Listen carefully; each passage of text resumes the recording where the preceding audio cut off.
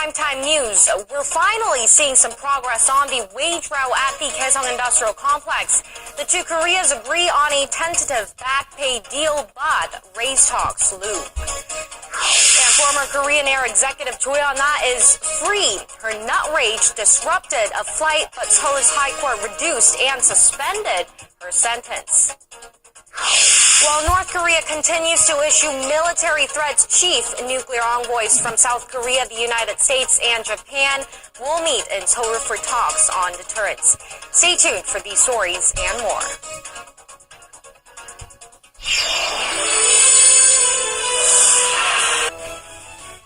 Hello and welcome to Primetime News on this Friday, May 22nd. I'm Hwang Si-hye.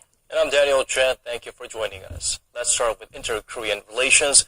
Finally, a small breakthrough in the months-long wage row at the inter-Korean Kaesong Industrial Complex. Seoul's Unification Ministry said Friday that committees from the two Koreas finally agreed on the payment of overdue wages for some 53,000 North Korean workers hired by South Korean firms at the complex. The North has accepted Seoul's offer to pay those wages at the previously set rate of just over $70. Separate consultations will be held to discuss the North's demand that wages be increased to $74 per month.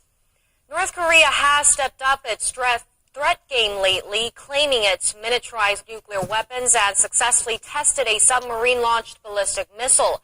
Those threats make next week's defense meeting between Seoul and its major allies even more pressing. Connie Kim has this report. The chief nuclear envoys from South Korea, the United States, and Japan will meet in Seoul for talks on the recent situation in North Korea and its nuclear threats.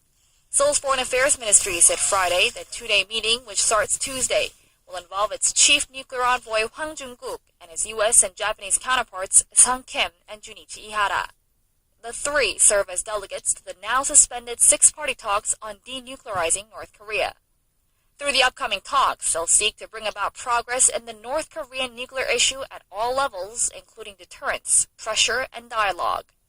The trilateral talks come on the heels of North Korea claiming it successfully test-fired a submarine-launched ballistic missile. Pyongyang has also claimed capability of miniaturizing nuclear weapons, a crucial step toward building nuclear missiles.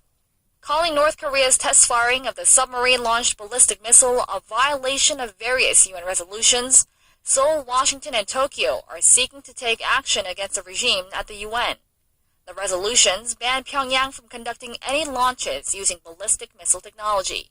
The last meeting between the three countries was held in January, when they agreed on the need for a strong signal from the North that it is sincere about denuclearization before returning to the long-stalled six-party nuclear talks.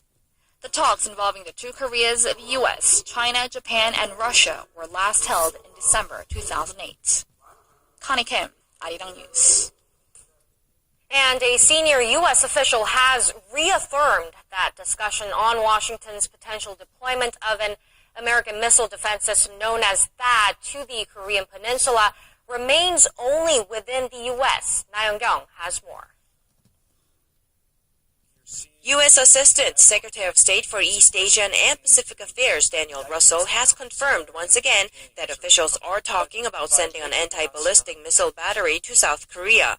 But he emphasized that the discussions are being kept within the U.S. for now. There's some consideration